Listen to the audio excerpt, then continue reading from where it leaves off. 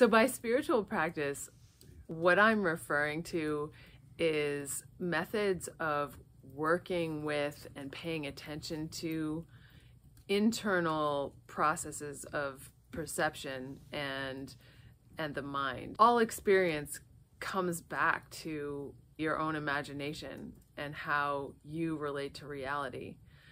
We really are each in our own worlds, meaning that the things that you see out of your eyes that you think are beautiful, that you think are meaningful and significant, are traced back down windy little pathways to your own story and your own root.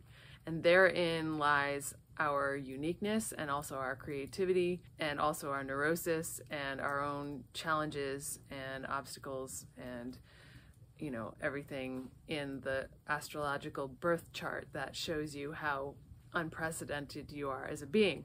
To me, spiritual practice is the examination of the way your own mind works and what you perceive in reality at its very base. There's different methods, means, and modes of working with the mind and with imagination. There's ways of working with stillness and silence, and there's ways of working with actual creativity and image. By honing attention, that's when the world becomes more vivid and interesting. It seems like these Zen masters are never bored. They're always infinitely interested because the world is infinitely interesting and our mind is the only thing that really cuts us off from that. So spiritual practice is engaging with that.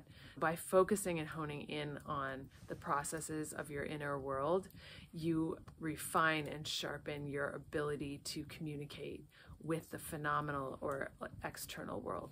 So that's how I would talk about spiritual practice in this moment.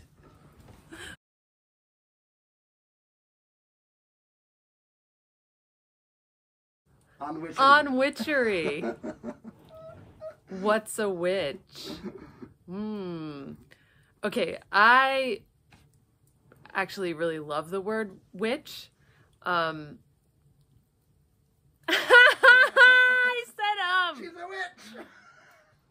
Witches say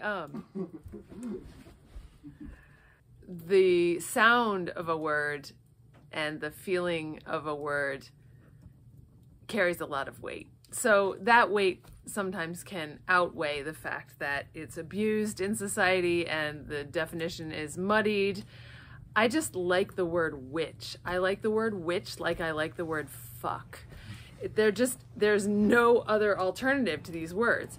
So to me, the word witch conjures up this image of a woman, particularly, this is me here, I know that there are male witches, a woman who is empowered in her own sovereignty, a woman who is unabashedly devoted to knowing her own mind and refining and cultivating her own mind, a woman who is committed to the process of learning to first take responsibility for how she is in the world and then take responsibility for putting her finger out to reach the world and stirring it in a particular way. That's what's called creativity. Creativity is casting a spell, if you will. Creativity is being completely self-possessed, which comes from the spiritual practice of a witch. And then,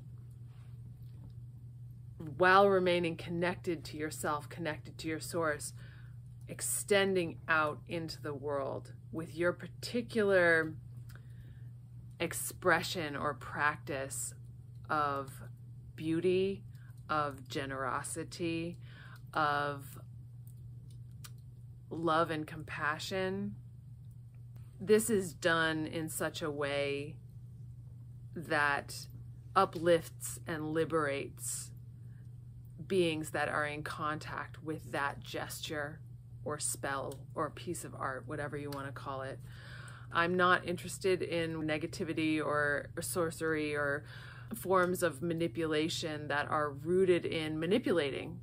I'm interested in enough internal unity that you can then practice reaching out into the world and creating expressions that are expansive and beautiful. So that's the beginning. Maybe I've cracked the shell of a description of a witch.